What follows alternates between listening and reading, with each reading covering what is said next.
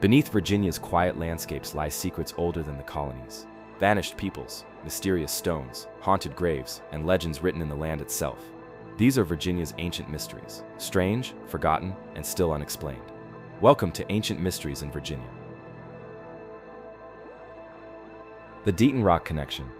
Buried in the forgotten eddies of colonial history and ancient folklore lies a stone etched, weathered, and cloaked in mystery. It's called the Dighton Rock, a 40-ton boulder pulled from the Taunton River in Massachusetts, covered in cryptic carvings that have baffled scholars for centuries. But what if that rock isn't unique?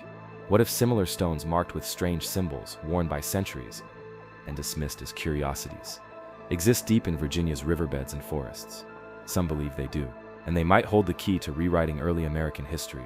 Virginia, with its vast river networks and ancient trail systems, was once the center of a complex web of trade, travel, and sacred movement. Long before Jamestown, long before European ships ever kissed the Chesapeake Bay, cultures moved through the land, leaving behind stories not written in books but in stone. That's where the Dighton Rock connection comes in. The original Dighton Rock is infamous because no one can agree who carved it. Its inscriptions include pictographs, symbols, and cryptic letters. Over the centuries, theories have ranged from the plausible to the wildly speculative. Native Americans, Norse explorers, Portuguese navigators, Phoenicians, even ancient Chinese sailors. Every line in the stone has been debated, measured, and mapped. But in Virginia, the echoes of this mystery go unnoticed, except by those who have studied the signs. Scattered across the Tidewater and Piedmont regions, a handful of unusual stones have been discovered, stones with inscriptions no one can definitively explain. Some lie submerged in rivers. Others were found on old farms, beneath centuries of soil, or built into colonial foundations. A few have been destroyed or lost over time. But those that remain bear uncanny similarities to the Dighton Rock: geometric shapes, looping spirals, and characters that defy easy translation. Take, for example, a slab pulled from the banks of the Rappahannock River in the 1800s. It was covered in a sequence of intersecting lines and circles, arranged with almost mathematical precision. Locals called it a witch stone and avoided it, claiming it brought bad luck. But early antiquarians sketched its markings and noted similarities to Old World alphabets, possibly Norse runes or Iberian script. Unfortunately, that stone vanished during a flood, never to be seen again. Another was found near the James River, half buried in a wooded slope, etched with what appeared to be a depiction of a ship, not a canoe, a full-masted vessel with sails and hull details. And next to it, symbols, some resembling Ogham, the ancient Irish alphabet carved into stones across the British Isles. That stone, too, is now gone, taken by a private collector or destroyed in a construction project, depending on who you ask. But not all have disappeared. In a small museum tucked away in the Blue Ridge foothills, there's a sandstone slab, referred to simply as the Catoctin Rock, found in the early 1900s near a native encampment. It features a combination of petroglyphs, suns, stars, zigzag lines, and what appears to be a humanoid figure with elongated arms stretching toward a triangular object in the sky. Some archaeologists say it's native in origin, a ceremonial record or mythic scene. Others argue the style is unlike any known indigenous art from the region, and suggest it might predate the tribes we associate with Virginia entirely. So what do these stones mean, and what connects them to Dighton Rock? One theory suggests that all these inscribed stones, whether in Massachusetts, Virginia, or even as far away as West Virginia, are part of a hidden map left behind by pre-Columbian explorers who traveled inland along rivers, leaving carved waypoints. If true, it would imply that long-distance oceanic contact with the Americas didn't begin in 1492, but centuries or even millennia earlier. The Norse are often at the center of these theories. We know they reached Newfoundland around the year 1000, but did they go farther south? Norse sagas speak of a lush land called Vinland, filled with grapes and mild winters, features that fit the Chesapeake region far better than icy Canada. If they traveled down the coast, Virginia would have been a logical stop. Did they carve their stories into rock before vanishing into legend? Then there's the Portuguese theory, specifically the idea that Portuguese explorers, possibly under the secret orders of the Templars or the Order of Christ, reached America decades before Columbus. Supporters of this theory point to a supposed connection between the carvings on Dighton Rock and 16th century Portuguese naval symbols. And here's where things get even more tangled.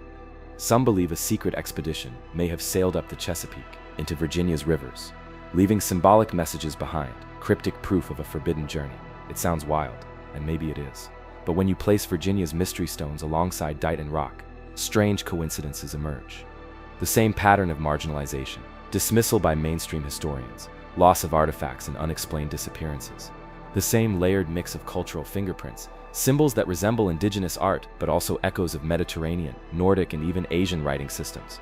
And most importantly, the same lingering question: who carved these stones and why? Skeptics argue that many of the stones are misunderstood native petroglyphs, or the result of natural erosion. And while it's true that the region is rich with indigenous rock art, many of these mystery stones feature motifs not seen in traditional tribal carvings.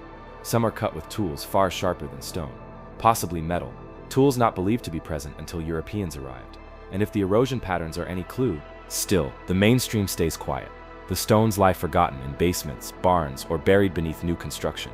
And that may be the greatest tragedy of all. Not just that we might have early contact evidence in our hands, but that we're ignoring it. Perhaps one day, someone will stumble across a new stone, one with markings so clear, so undeniable, that it forces a reckoning. Or perhaps the secret will stay buried, locked in the earth, waiting for someone who knows how to read a message written not in ink, but in time-worn stone. Until then, the Dighton rock sits behind glass in a Massachusetts museum, silent, cryptic, and maybe not alone.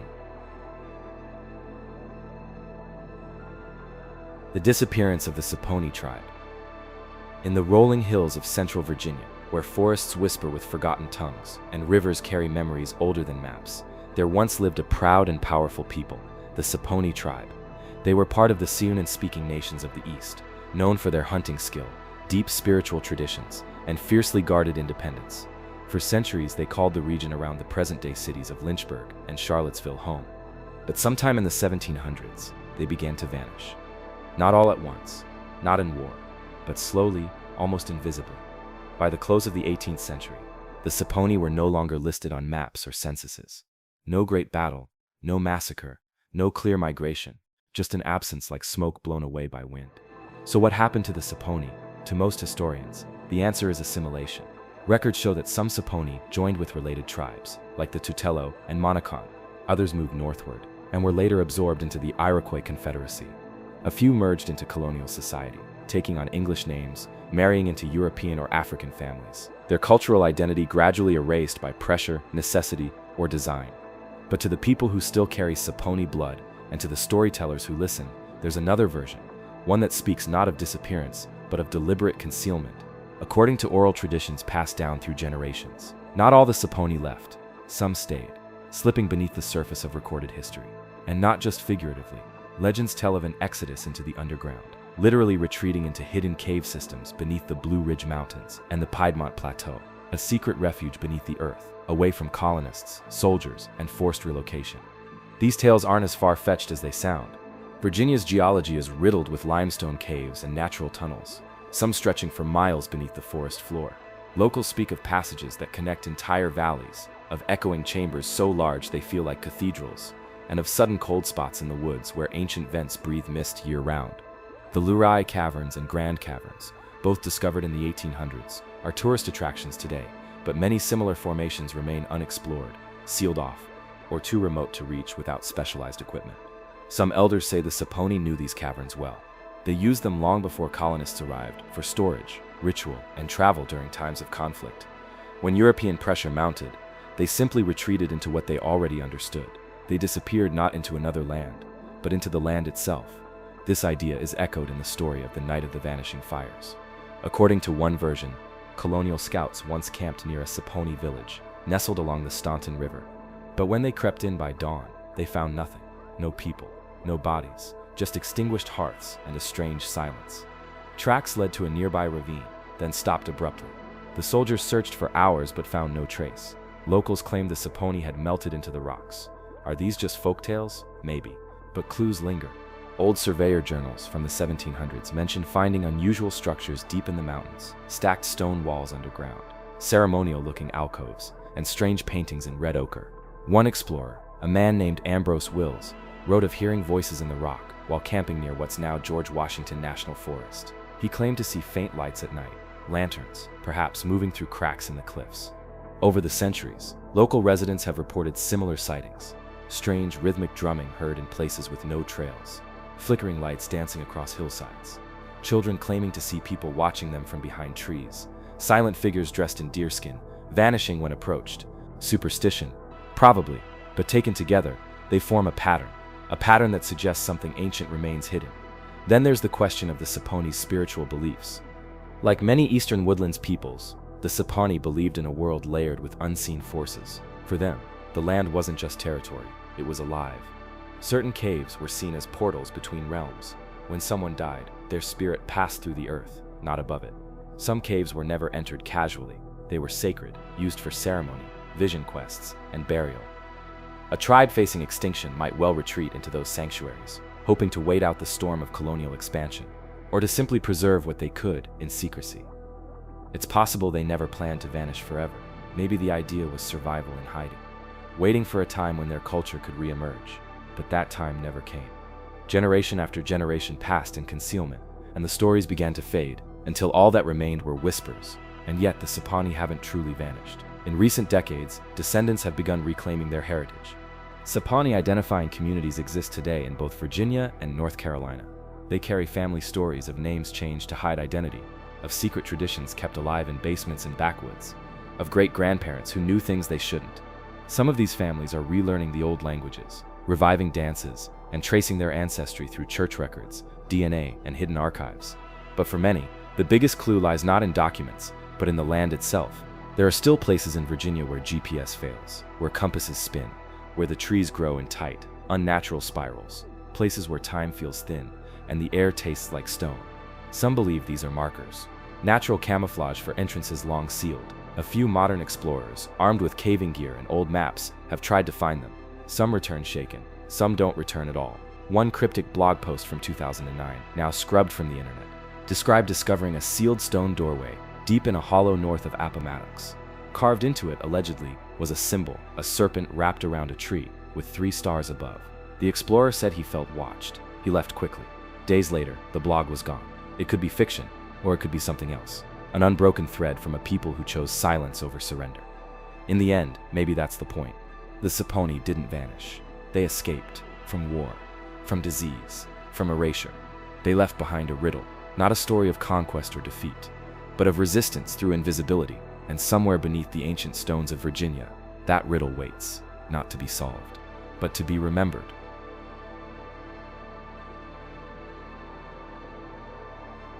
The Thomas Jefferson Stone Circles.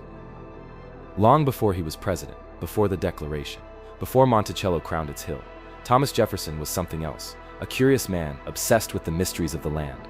He was a scientist, a philosopher, and in many ways America's first archaeologist. But buried in the more obscure corners of his writings lies something odd, something rarely taught in classrooms. Jefferson spoke briefly, but with fascination, of stone circles near his Virginia estate, rings of carefully placed rocks arranged in deliberate patterns. He didn't know who built them, but he sensed they were ancient, and if what he observed is what some researchers believe, then the mystery stretches far deeper than anyone expected. The story begins at Monticello, Jefferson's plantation overlooking the Rivanna River. The land surrounding it is steeped in layers of history, native settlements, colonial skirmishes, and older traces still half buried beneath red clay and oak roots. Jefferson knew this. He spent years studying the ground beneath his feet, even famously excavating a native burial mound with his own hands. But in a set of lesser-known personal letters and marginal notes, Jefferson describes stumbling upon a peculiar feature during one of his surveys. Circles of stones, deliberately arranged in rings, some as wide as 30 feet, others barely 10. These weren't the result of plowing or building, he insisted. They predated European farming. They had no obvious purpose, no wells, no graves, no fences, just circles, quiet and unmarked, aligned in strange ways with no clear explanation. Jefferson didn't have a name for them, but he believed they were significant, possibly ceremonial, possibly astronomical. That was in the 1770s. Over 2 centuries later, those circles, if they still exist, are no longer marked on any map. But the idea didn't vanish. In fact, it may have re-emerged under different names. Across central Virginia, particularly in Albemarle, Orange, and Fluvanna counties, there are scattered accounts of farmers and hikers discovering similar rings. Rocks placed in arcs or full loops, sometimes partially buried, sometimes in perfect alignment with natural features like river bends or mountain notches. In many cases, the stones are covered in lichen, undisturbed for generations. And when plotted against solar charts, some align with the solstices or equinoxes, just as ancient stone circles in Britain and Northern Europe often do. Could Jefferson have stumbled upon prehistoric observatories? Were these Virginia's answer to Stonehenge, built not with towering megaliths, but with humble stones and deep knowledge? It's not as unlikely as it sounds. Native American cultures across the continent marked time and direction with incredible precision. The ancestral Puebloans of the Southwest tracked lunar standstills with shadow-casting spirals. The Mississippian mound builders aligned entire cities with cardinal points and celestial events. In the eastern woodlands, traditions of solar calendars existed, though most were oral, not carved in stone. So why not in Virginia? The Monacan and Saponi tribes once dominated the central region of the state. Their spiritual lives were deeply tied to the stars, seasons, and cycles of nature. Ceremonial spaces, including cleared circles and post-lined rings, have been documented by archaeologists. But stone circles? That's where things get murkier. Unlike in the British Isles, native cultures here didn't usually build in stone, at least not in ways that survive easily. But that doesn't mean they never did. Some theorists suggest that the stone circles Jefferson saw, and others still whispered about in rural Virginia, could be the work of a much older culture, one predating known tribes, a Proto-Siwan group, or something even more enigmatic, a vanished people whose records lie only in myth and geology. One circle, reportedly located near the confluence of the James and Rivanna rivers, was described in an 1891 county survey as a ring of stone precisely placed, with a single gap due east. No one knows what happened to it. Development, erosion, or time may have erased it. Another, near Sugar Hollow, was found by a group of Boy Scouts in the 1950s. 20 or more flat stones, set in a spiral, with a central pit filled with ash and bone fragments. Officials dismissed it as a settler's fire pit, but locals weren't convinced. They claimed the site had always been avoided by livestock, and that strange lights were seen there on midsummer nights. And that's the other layer to this mystery, the phenomena. Folklore attached to these stone circles is persistent and eerie. Stories of flickering blue lights, sudden silences in the forest, compasses spinning out of control, and the feeling shared by many of being watched. One local tale from the 1930s tells of a circle near Carter's Mountain, where no birds would land and no snow would stay. Hikers who ventured too close claimed to lose track of time, some returning hours later with no memory of where they'd been. Another story, this one from the 1970s, involves a University of Virginia student researching Jefferson's land surveys. He claimed to have found a circle, perfectly intact, hidden in the woods northeast of Monticello. He took photographs, made rubbings, and marked the coordinates, but before he could publish, he disappeared. Not literally, he simply withdrew from the project, moved west, never spoke about it again. The documents, if they exist, were never made public. Some researchers believe the mystery has been deliberately buried, not by some shadowy government agency, but by time, land development, and the prioritization of European history over native and prehistoric truth. Old-growth forest was cleared, farmland plowed, subdivisions built. The stones were scattered, carted off, or left behind unnoticed. Still, a few dedicated amateur archaeologists and indigenous historians continue the search. Using Jefferson's vague notes, satellite imaging, and oral traditions, they've begun to piece together a possible network sites, where stones once marked solstice sunrises, seasonal gatherings, or burial rites. They believe that Jefferson didn't just find one circle. He may have stumbled onto a system, a whole constellation of sacred sites hidden in plain sight, and perhaps that's what fascinated him most. Jefferson, for all his contradictions, believed the land itself was a record, a book written by hands long gone, waiting to be read. He may not have understood the full meaning of what he found, but he knew it mattered. In the end, the mystery of Virginia's stone circles, and Jefferson's brief, tantalizing mention of them, raises more questions than answers. Were they astronomical tools, ceremonial grounds, boundary markers, or warnings? One thing is clear, the land remembers. The soil still holds secrets, the trees still grow around patterns we've forgotten, and somewhere in the quiet hills of Albemarle County, where mist clings to the fields and shadows stretch just a little too long, stones still whisper the stories Thomas Jefferson once tried to hear.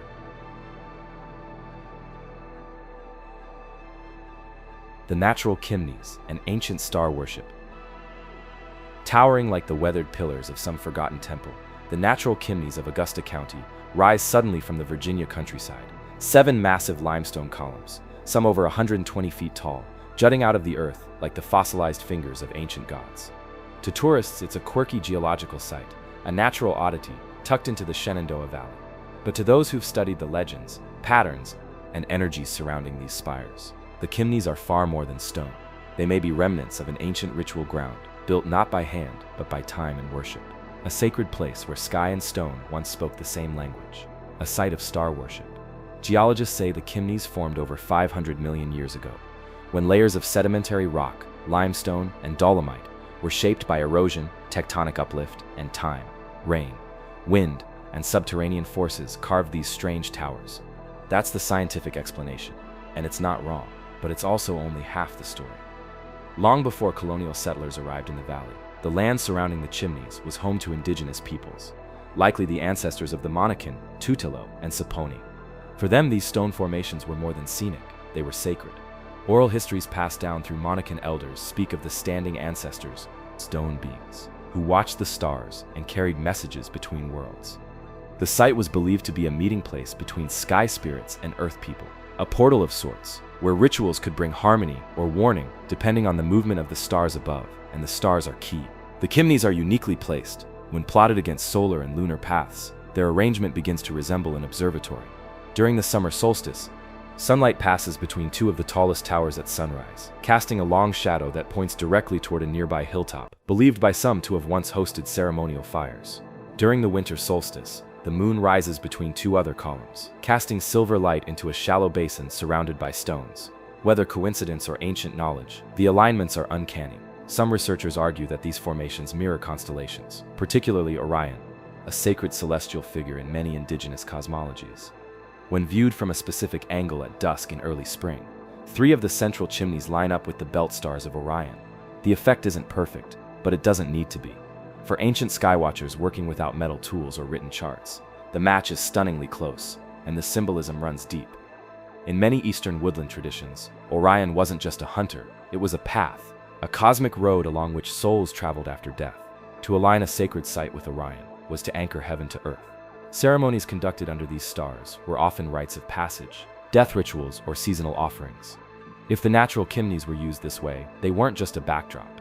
They were the ritual, stone conduits linking the people to the sky. This idea is supported by what's missing. Despite centuries of farming, settlement, and even the construction of a racetrack in the 1800s nearby, very few archaeological artifacts have been found directly around the Chimneys. Some interpret this as a lack of historical significance, but others see it differently. Perhaps the site was too sacred to live near, used only at special times, guarded, approached with reverence. No burials, no villages, just a quiet cathedral of stone, visited when the stars demanded it, and those stars still speak. In 2003, a group of amateur astronomers camped near the Chimneys during the Perseid meteor shower. They reported unusually intense activity, meteors seeming to arc lower and closer than expected, sometimes appearing to originate from the spires themselves. One member claimed to experience a sudden, overwhelming sense of déjà vu, like he'd been there before, in another life. Another described hearing a low hum, not quite sound, but not silence either, pulsing through the ground as he lay watching the sky. Of course, there's no official explanation for any of that, but the locals have stories, tales of lights that move without sound, of animals that refuse to graze too close, of strange dreams after walking between the towers. One elderly farmer tells of his grandmother, who refused to go near the Chimneys after dark. She said they weren't meant for us, that they were listening places, where the stars came down to speak, and where spirits watched for those who didn't belong. In the 1970s, a folklorist from Richmond recorded a story from a local Appalachian woman who remembered her grandfather speaking of the Stone Watchers. According to her, every 7 years, during a blood moon, the shadows of the Chimneys would shift in a way that revealed a hidden symbol, an eye, carved or shadowed. It wasn't clear. Some said it marked the return of a sky being.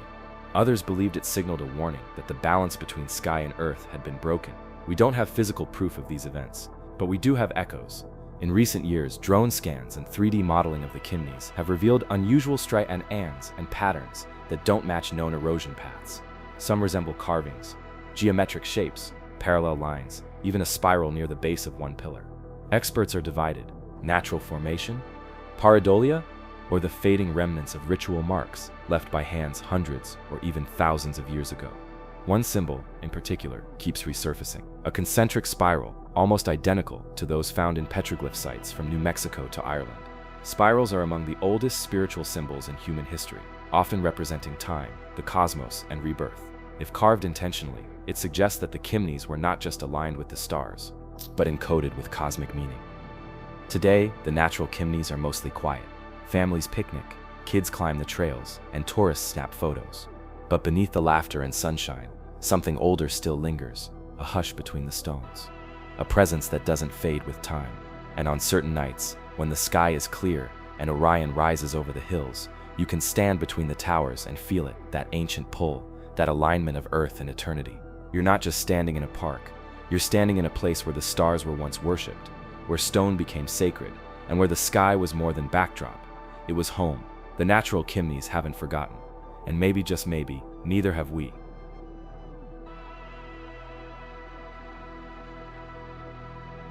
The Witch Graves of Pungo. In the quiet farming town of Pungo, Virginia, where cornfields sway under salty coastal breezes and white clapboard churches dot the landscape, lies a story that refuses to stay buried. It's a story of fear, faith, and injustice, woven into the earth itself. At its heart is a name few remember outside of local legend: Grace Sherwood. She was the so-called Witch of Pungo, Virginia's only recorded victim of a trial by water. But what most people don't know is that her tale didn't end at the edge of the creek where she was thrown in. In fact, some say it didn't end at all, because in Pungo, whispers still cling to her grave, a place where the land is said to reject crops. The wind hums with strange energy, and the air thickens at dusk. Some claim she's still there, waiting. Grace Sherwood was many things: a farmer's widow, a midwife, an herbal healer, and a woman who lived life on her own terms. In the early 1700s, that last detail was enough to mark her as suspicious. She was accused of bewitching livestock, ruining crops, and even transforming into a black cat to slip through keyholes.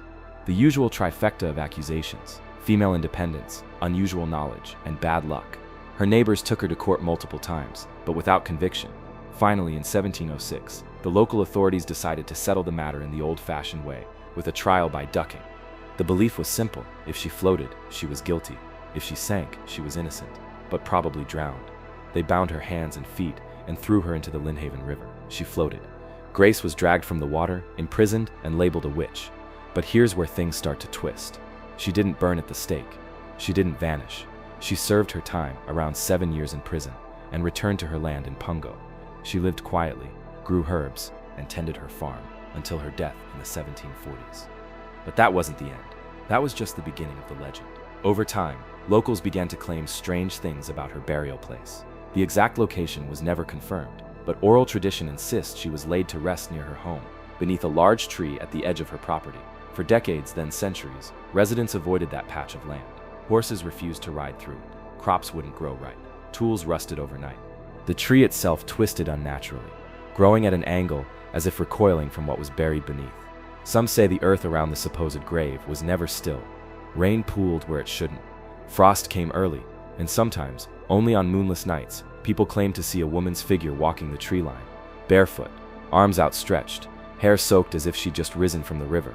But the grave of Grace Sherwood isn't the only one in Pungo with whispers attached to it. As settlers pushed inland from the coast, they brought with them deep superstitions. Witchcraft wasn't just feared, it was hunted. And while Grace was the only woman formally tried in Virginia, there are tales of others who weren't so lucky.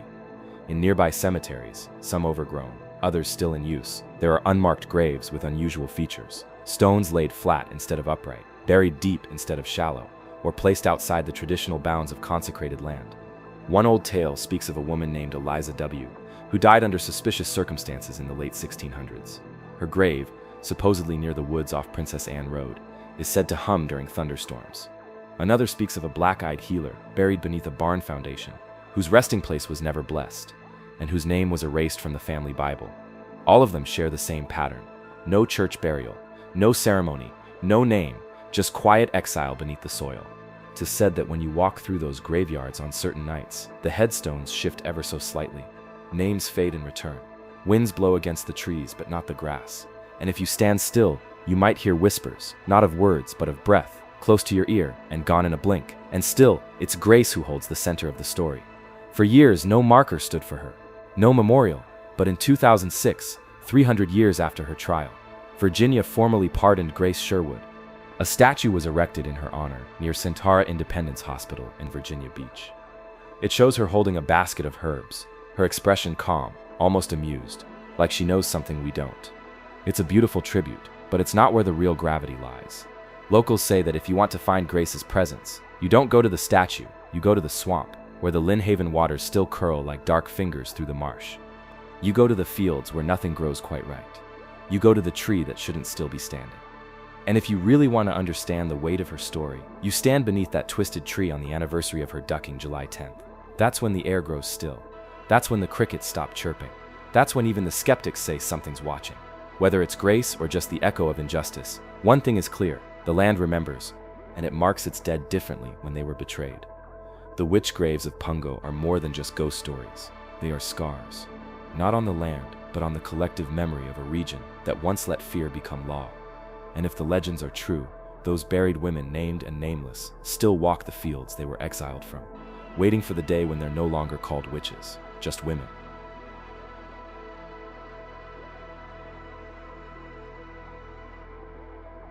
The Lost Colony of Roanoke.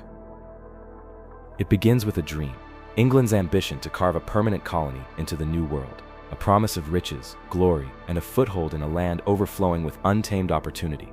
In 1587, that dream took root on the shores of Roanoke Island, off the coast of what's now North Carolina, with over 100 settlers determined to build a new life. But by 1590, they were gone, vanished without a trace. No graves, no bodies, no evidence of war or flight. Just one cryptic word carved into a tree, Serpent. This isn't just some frontier ghost story. The disappearance of the Roanoke colony is one of the oldest and most haunting mysteries in American history. It has baffled historians, archaeologists, and even presidents for centuries. But to understand what might have happened, we first have to rewind the clock, back to a time when maps were hand-drawn, the Atlantic was a deadly gamble, and entire empires were racing for dominance. The Roanoke saga begins in 1584, when Queen Elizabeth I granted Sir Walter Raleigh a charter to establish a permanent English presence in North America. The first exploratory missions mapped the coast, scouted potential locations, and made contact with local indigenous tribes. Roanoke Island, strategically placed, fertile, and relatively protected, was chosen. By 1587, a third expedition was launched. This one, led by Governor John White, carried more than just men seeking glory. It brought families, wives, children, craftsmen, and farmers. This was meant to be a lasting settlement. Among them was White's own daughter, Eleanor Dare, who would give birth to the first English child born in the Americas, Virginia Dare. But from the very beginning, the colony struggled. Relations with local tribes had soured from earlier English raids. Supplies were dwindling. The settlers begged Governor White to return to England and bring back reinforcements and food. Reluctantly, he left. What was supposed to be a short supply run turned into a 3-year absence, thanks to war with Spain and the threat of the Spanish Armada back home. When White finally returned in 1590, his colony was gone. Roanoke was eerily quiet. Houses dismantled, not destroyed. Fortifications gone, not burned. There were no signs of violence, disease, or haste. Just that strange carving, Croatoan on one tree, and simply CRO on another nearby. To White, it was a sign. Before he left, he had instructed the colonists to carve a message if they had to relocate. If they were in danger, they were to include a symbol, a Maltese cross. There was no cross. Did that mean they left willingly? Croatan was the name of an island to the south. Today, it's Hatteras Island, and also the name of a friendly native tribe that had assisted previous English expeditions. White wanted to sail there immediately, but a storm forced his crew to abandon the search. He would never return to the New World, and the fate of the lost colony became an enduring enigma. Over the centuries, theories piled up. Some say the settlers were slaughtered by hostile tribes. Others claim they were absorbed into the Croatoan people, living out their lives in peace and anonymity. There are even accounts from early Jamestown colonists and native oral traditions describing pale-skinned, blue-eyed individuals living among indigenous groups in the Carolinas. Was this the bloodline of Roanoke, hidden in plain sight? Some archaeologists believe parts of the colony may have moved inland, following rivers into the dense forests, perhaps to escape Spanish scouts or to find more favorable farmland. Excavations at Site X near the Albemarle Sound have uncovered European artifacts dating to the right time period. Early ceramics, gun parts, even jewelry. But nothing definitively links them to Roanoke. It's as if the colonists simply dissolved into the land. But not all explanations are so grounded. Over the years, Roanoke has attracted supernatural interpretations. The word Croatoan itself has taken on eerie associations. It's popped up at the center of other strange disappearances, inscribed in Amelia Earhart's journal before her flight, etched into a post at the site of Ambrose Bierce's vanishing in Mexico, and even scribbled on the last page of horror writer Edgar Allan Poe's notes before his unexplained death. Coincidence? Maybe. Or perhaps Roanoke's mystery has stained history like a ripple in time. Then there's the tale of the Dare stones. Starting in the 1930s, dozens of carved stones surfaced in Georgia and the Carolinas, allegedly inscribed by Eleanor Dare. One stone described the deaths of the colonists, including Virginia Dare. Another marked a gravesite. If real, these would be some of the most important colonial artifacts ever found, but many were quickly exposed as forgeries. A few remain debated. Are they elaborate hoaxes or the final cries of a forgotten colony? More recently, advanced technologies have reignited interest. Ground-penetrating radar, aerial LiDAR surveys, and satellite imaging have been used to scan the Outer Banks and surrounding mainland. They've uncovered remnants of ancient native villages, buried structures, and unexplored potential dig sites, but still no smoking gun. What keeps this mystery alive isn't just the lack of evidence. It's the eerie stillness of it all. Most lost civilizations leave behind clues, ruins, skeletons, remnants of violence or disease. But Roanoke, it left behind nothing but a word. No final message, no farewell, just silence. It's that absence that makes the lost colony feel less like a failed expedition and more like an event frozen in myth. Were they saved? Were they slaughtered? Did they vanish into the wilderness or into legend? Maybe we'll never know. But every time the wind brushes through the trees of Roanoke Island and the waves crash along the Carolina coast, it feels like the land itself is still keeping a secret, a 400-year-old whisper echoing through time. The Great Serpent Mound of Virginia. Nestled deep in the shadowy hollows of the Shenandoah Valley, a forgotten shape winds through the forest floor, almost hidden, almost erased. To the untrained eye, it's nothing more than a subtle rise in the earth. But to those who know where to look, it's something far stranger. A massive serpentine formation of soil and stone that mirrors the ancient effigy mounds found across the American Midwest. It's called the Great Serpent Mound of Virginia, though it's rarely mentioned in textbooks, and some even deny it exists. But local legends, strange alignments, and recent discoveries suggest otherwise. Beneath the soil of Virginia, an ancient story may be sleeping. Let's rewind for a moment. The more famous Great Serpent Mound lies in Ohio, a gigantic earthen structure over 1,300 feet long, coiled into the shape of a snake with an open mouth swallowing what looks like an egg. That mound has been studied for centuries. Astronomical alignments, possible burial chambers, and spiritual symbolism, it's all there. But in Virginia, a far less documented version may have existed, largely ignored, dismissed, or simply lost to time. So why do people believe it's real? It starts with indigenous oral traditions passed down through generations. The Monacan and Powhatan tribes, who have lived in the region for thousands of years, speak of the earth serpent or the sky snake, a winding guardian said to live beneath the hills. These stories aren't mere metaphors. Some accounts describe large earthworks resembling snakes, tied to sacred sites where the sun, moon, and stars were honored. In some versions, the serpent is a protector of hidden knowledge, an earthly embodiment of something celestial. Then there's the curious case of an 18th century land surveyor named William Byrd II. Byrd, known for his detailed maps and eccentric writings, mentioned seeing a great winding earthen form near a bend of the James River. His notes are cryptic, but suggestive. He drew a rough sketch, a long curved ridge with a rounded head and tail, a shape disturbingly similar to the Ohio Serpent Mound. For decades, his mention was treated as a curiosity, nothing more. But as satellite imaging and ground-penetrating radar became more accessible, amateur researchers and local historians began scanning remote parts of the Shenandoah and Piedmont regions. And what they found raised eyebrows. Linear and curved soil anomalies, stretching hundreds of feet, unnatural elevations following serpentine patterns, and clusters of rocks arranged in repeating arcs. Could this be the lost mound Byrd saw?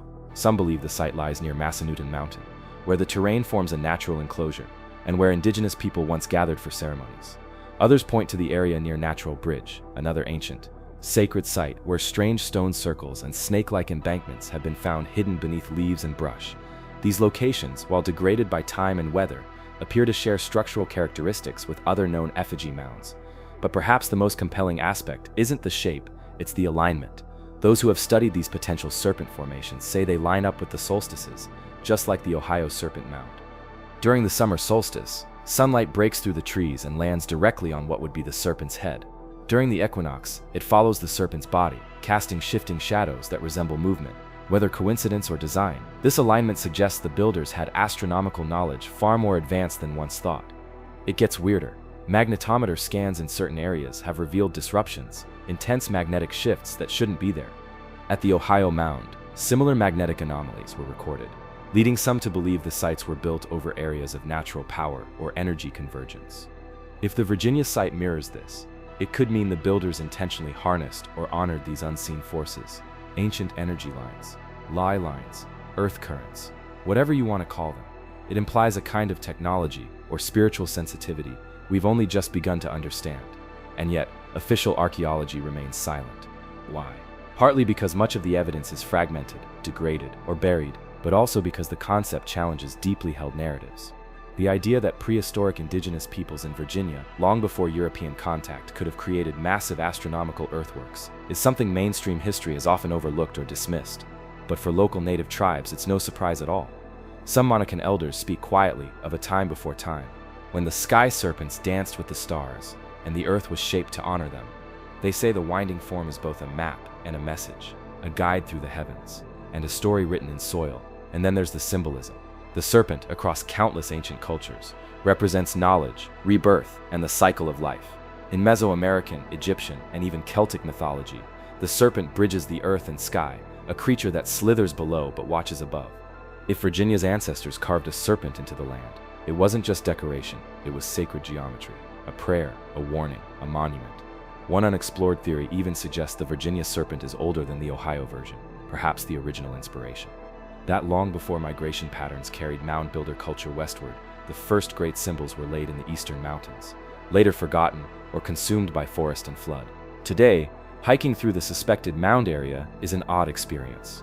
The forest grows thick and uneven. In some spots, the air grows inexplicably cold. Animals go silent. Compass needles behave erratically, and every so often, visitors say they hear something beneath the ground, a low hum or faint vibration. Folklore, maybe, but it adds to the atmosphere, the lingering feeling that something ancient is watching. In recent years, independent researchers and indigenous advocates have begun pushing for a full-scale archaeological survey. They want the site protected, studied, and respected, not paved over or ignored. But funding, recognition, and bureaucratic red tape continue to slow the effort. Meanwhile, the forest quietly reclaims the mound, leaf by leaf, year by year. So is the Great Serpent Mound of Virginia real? To some, it's undeniable. The patterns, the alignments, the stories, they all point to a lost sacred monument built by a civilization we still don't fully understand. To others, it's a myth inflated by wishful thinking and coincidence. But either way, something stirs in Virginia's hills. Whether it's ancient memory or buried truth, it's still there, coiled in silence, waiting.